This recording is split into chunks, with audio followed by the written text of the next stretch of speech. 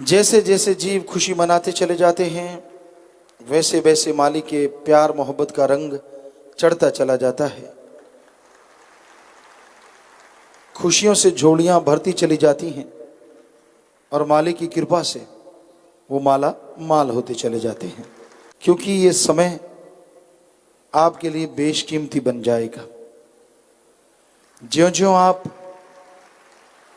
मालिक की याद में, उसके प्यार मोहब्बत में समय देते चले जाते हैं, वैसे वैसे आपके पाप कर्म करते जाते हैं और आप मालिक की कृपा दृष्टि के काबिल बनते चले जाते हैं।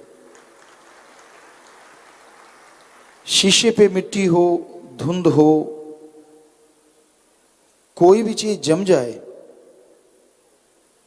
अच्छी तरह से उसे साफ किया जाए, वो धुंध साफ हो जाती है, शीशा चमक उठता है और उसमें अक्स उभर के आता है। जब तक दिल का शीशा साफ नहीं होता, इंसान मालिक की कृपा दृष्टि के काबिल नहीं बन पाता। तो सदगुरु मौला ने दिल रूपी शीशे को साफ करने के लिए राम नाम का पानी, ओम हरि अल्लाह वाहिगुरु गौड़ खुदा रब की भक्ति इबादत का वो पानी दिया है, जिससे आपका दिलो दिमाग का शीशा साफ हो सकता है और मालिक के तमाम नजारे आप लूट सकते हैं। तो इसलिए परमपिता परमात्मा से मिलने के लिए, दिलो दिमाग से बुरे विचारों को निकालने के लिए सच्चे मुर्शिदे कामिल शास्त्र नाम जी दाता रहबर ने राम नाम का तरीका बताया, और जिस पे कोई पैसा नहीं लगता, ना कोई पैसा, ना कोई चढ़ावा, ना कोई दिखावा,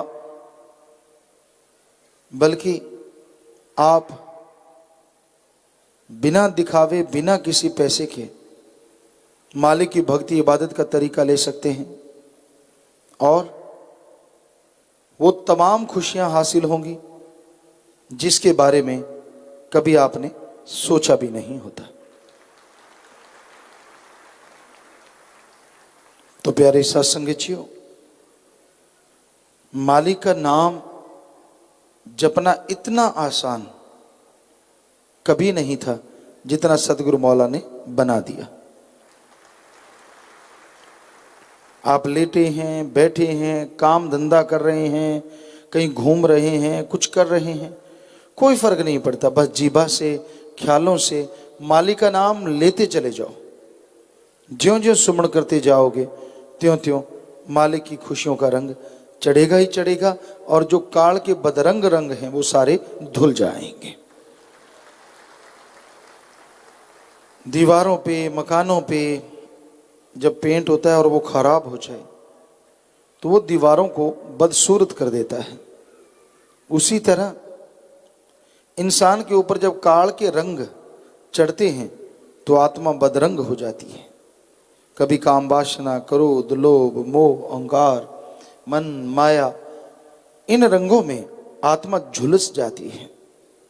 तो फिर राम नाम का रंग चढ़ाना पड़ता है और उस पे बहुत सदियां लगती। पुराने जमाने में ऋषि मुनि सैकड़ों साल भक्ति करते, ये 100% सच। प्राणायाम तब आम बात होती थी, आजकल तो लोग भूल गए कि आप श्वास अंदर भर लेते और बस रोक के बैठे रहते भक्ति में, इबादत में। कितनी कितनी देर बाद एक श्वास आता। श्वास तो उतनी है, लेखे तेरे श्वास की रास, वो कम ज्यादा नहीं हो सकते, लेकिन टाइम पीरियड वो बहुत बढ़ जाता। जो श्वास 100 साल में लेने हैं, यानी 1 मिनट में 17-18 के हिसाब से, और जब वो 4-5 मिनट में एक श्वास लेते तो नेचुरली वो टाइम पीरियड, समय अवधि बहुत बढ़ जाती। तो वो भक्ति इबादत में प्राणायाम से बैठे रहते और हजारों साल उनकी उम्र इसलिए होती थी कि जब वो इबादत में बैठते तो प्राणायाम के साथ श्वास को ऊपर अटका लेते थे। 4-5 मिनट तो हम आपको कहते हैं, कई बार तो बहुत लंबा टाइम तक श्वास नहीं लेते थे। हठ योगी कि हमने बस मालिक को पाना वरना श्वास नहीं लेंगे, इस तरह से अटका लेते थे अपने श्वासों को, तो उनका शरीर गल जाता था, चारों तरफ फफूंदी लग जाती थी, दीमक लग जाती थी, चिड़िया घोंसले तक बना लेती थी, क्योंकि उनका ध्यान ऊपर उठ जाता था तो शरीर का कुछ मालूम नहीं पड़ता था। ये अलग बात है कि उनकी भक्ति जब मंजूर होती, शरीर आगे से भी तंदुरुस्त, आगे से भी ज्यादा आभा वाला होता। कितनी परेशानियां थी, आज अगर ऐसे बैठना पड़े, हमें लगता नहीं कोई भक्ति के तरफ आएगा, कोई नहीं, बहुत मुश्किल है। तो परम पिता शाह मस्ताना जी महाराज, शास्त्रनाम जी दाता रहबर ने इतना आसान तरीका बताया, ना शरीर गलाना है, ना जंगलों में जाना है, सोफे पे लेटो, बेड पे एसी छोड़ो, कूलर छोड़ो, पंखा छोड़ो, जो आपका दिल करे बस सुमन करो, जुबान चलाओ बस। जैसे जैसे जीभा चलती जाएगी मालिक की खुशियां आपकी झोलियों में आती जाएंगी और रहमो करम के काबिला बनते जाए। किसको फुर्सत है खुशी मनाने की? ज्यादातर टेम्परेरी खुशियां होती हैं। खुशी आई कम, गई ज्यादा, और बढ़ गए गम। गम बढ़ जाते हैं, खुशियां कम हो जाती हैं। लेकिन सतगुरु मौला ने एक ऐसा फार्मूला, एक ऐसी युक्ति, एक ऐसा तरीका बताया जिसको लगाओ बड़े से बड़ी परेशानी का हल चुटकियों में निकल आता है। फार्मूले होते हैं साइंस में, फिजिक्स है, केमिस्ट्री है, मैथमेटिक्स है, जो भी उनमें फार्मूलेस हैं, अगर वो याद कर लेता है बच्चा तो कैसा भी सवाल उस प्रकार का आता है उसे हल कर लेता है। उसी तरह सतगुरु मौला ने एक फार्मूला दे दिया जो ऑलराउंडर है, कहीं भी लगा लो, हर जगह लग जाता है। आपने खुद की बुराई छोड़नी है, फार्मूले का इस्तेमाल करो। कोई बड़े परेशानी आ गई, इससे निकलना है, फार्मूले का इस्तेमाल करो। भयानक बीमारियों में गिर गए तो फार्मूले का इस्तेमाल करो।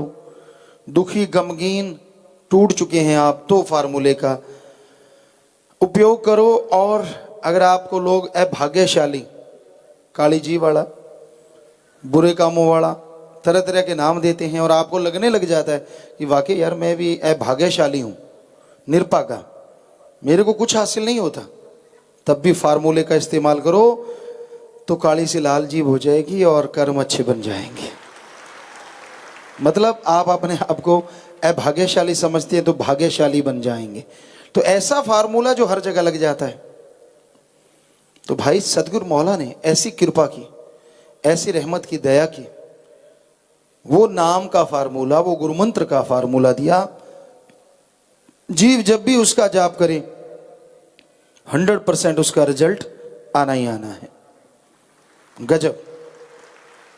तो सतगुरु मौला के उस फार्मूले को जिसने भी लिया आज दोनों जहां की खुशियां हासिल कर रहे हैं। वैसे एक अभी आपको ऑलराउंडर फार्मूला कहा राम नाम का, यही नहीं, ये तो थोड़ी सी बातें बताई हैं। इस फार्मूले से तो जीते जी परमानंद की प्राप्ति होती, कण कण में भगवान दिख सकता है और आवागमन के बाद मालिक की गोद में समाया जा सकता है और जीते जी मालिक के दर्श दीदार किए जा सकते हैं, और वो भी कण कण में।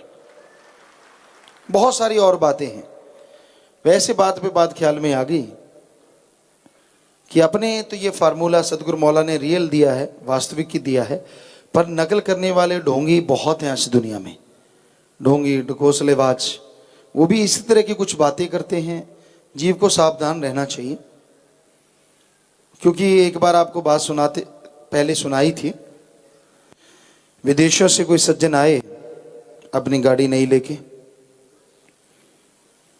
तो गाड़ी खराब हो गई, उसका रेडिएटर या कोई फैन वेल्ट इस तरह से कोई चीज़ खराब हो गई। मिस्त्री को दिखाई, कहता भाई कैसे है? कहता कोई बात नहीं, मैं जुगाड़ कर देता हूँ। जुगाड़ कर दिया, वो घूमता हुआ आगे गया। फिर कोई लीक कर गई कोई चीज़, गैसकेट वगैरह था नहीं, रियल गाड़ी का था ही नहीं, इधर तो वो गाड़ी नहीं थी। बाहर तो घूमने आया था वो सज्जन, तो कहता भाई अब क्या होगा? कहता फिक्र ना करो, मैं जुगाड़ कर देता हूँ। गाड़ी वहाँ से भी चल पड़ी। और इस तरह कभी कुछ के पूरे भारत में घूमा, कहीं ना कहीं कुछ होता रहा थोड़ा बहुत। तो जहां भी जाए मिस्त्री कहें फिक्र ना करो हम जुगाड़ कर देते हैं। वो अपने देश वापस परत गया। लोगों ने पूछा वहां क्या देखा है? कहता देखा तो बहुत कुछ है, बड़ी संस्कृति है, बड़ा कुछ, लेकिन एक गजब की चीज है वहां जो अपने देश में नहीं है। कहने लगा ऐसा क्या है? कहते उनके पास एक जुगाड़ नाम का पुर्जा है, कुछ भी खराब हो जाए हर जगह लग जाता है। कुछ भी, फैन बेल्ट खराब हो, रेडिएटर खराब हो, या कोई भी गैसकेट या कुछ भी ऐसी लीक हो जाए, कहीं भी जी, कहता हर जगह जुगाड़। इलेक्ट्रिक कोई खराबी आ जाए तो भाई वो तो एक बात थी, लेकिन राम नाम का ऐसा सदगुरु मौला ने जुगाड़ तो नहीं, रियल शब्द दिया है जिसको लेते ही आदमी की सारी बीमारियां खत्म होती हैं और ये हर जगह अच्छे कामों में साथ देता है और बुराइयां छुड़वा देता है। तो ऐसे सदगुरु मौला को सासंग नाच के गा के अपनी श्रद्धा, अपनी भावना अर्पित करती है। जो सच्चे दिल से भावना पैदा होती है ना, जीव नाचता कूदता है, यकीनन उसे भी कोई कमी अंदर बाहर नहीं रहा करती। तो यही सतगुरु मौला के वचनों के अनुसार कि हे मेरे मालिक, मैं तो तेरा खाक हूं। आसमान मुट्ठी में नहीं आता, पूरा बाजूमंडल मुट्ठी में नहीं आता, समुद्र को आप मुट्ठी में नहीं ले सकते। उसी तरह अपने सदगुरु मौला के गुणगान लिख बोल के गाए नहीं जा सकते। वो तो अपरंपार महिमा है, अपरंपार लीलाएं हैं जो उन्होंने रचना की, जो उन्होंने खुशियां दी और दे रहे हैं, देते रहेंगे, और बल्कि दिन दुगनी रात चौगनी रहमो करम का माला माल होता जाएगा जो जीव दृढ़ यकीन के साथ आता जाएगा। तो प्यारे सत्संग जी, यही भजन में बताया कि जनवरी का महीना पवित्र चल रहा है, बड़ा सुनहरी अवसर है मन से लड़ने का और अपने अंदर की कमियों को दूर करने का और मालिक के प्यार मोहब्बत को पाने का। हिम्मत कीजिए, दृढ़ता से आगे बढ़िए और मंजिल आपको पुकार रही है। बस आपकी हिम्मत करने की देर है, आप मंजिल मकसूद को जरूर पा जाएंगे। ਧੰਨ ਧੰਨ ਸਤਿਗੁਰੂ ਤੇਰਾ ਹੀ ਆਸਰਾ। ਗੁਰੂ ਜੀ ਦੀ ਪਿਆਰੀ ਸੰਗਤ ਨੂੰ ਨਿਵੇਦਨ ਕੀਤਾ ਜਾਂਦਾ ਹੈ ਕਿ ਹਰ ਰੋਜ਼ ਸਤਸੰਗ ਸੁਣਨ ਦੇ ਲਈ ਸਾਡੇ ਚੈਨਲ ਡੇਰਾ ਸੱਚਾ ਸੌਦਾ ਨੂੰ ਸਬਸਕ੍ਰਾਈਬ ਕਰ ਲੈਣਾ ਜੀ।